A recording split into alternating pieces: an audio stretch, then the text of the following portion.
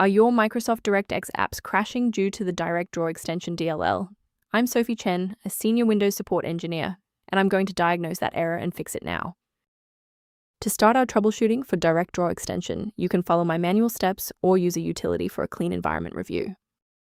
This is the DirectDraw Extension, the DirectDraw Extension compatibility layer within DirectX that supports legacy 2D rendering paths. Older games rely on it for full-screen initialization and legacy video memory handling.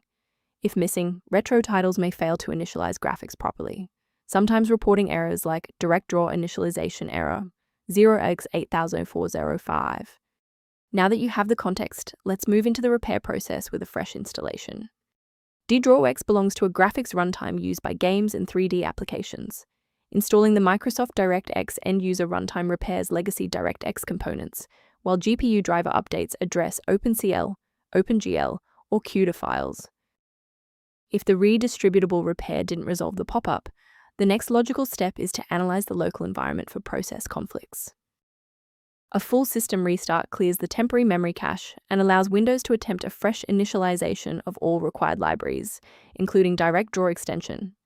Before you reboot, make sure to bookmark this video or click the like button so you can easily find your way back to the next step once your PC is back up and running.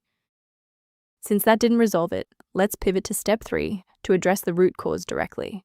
If you need to pause the video to get your workspace ready, take your time. Because the initial reinstall failed, you must verify the structural integrity of your software, and you should run the repair option within the application setup menu.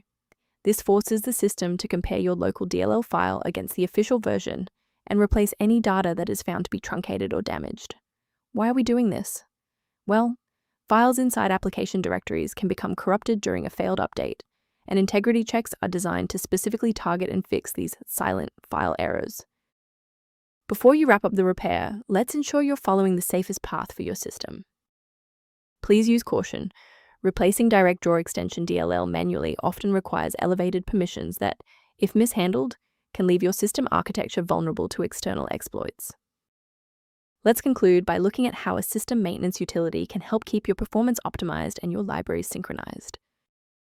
Review guidance on library management and system stability by accessing the repair-related resource linked below for DirectDraw Extension.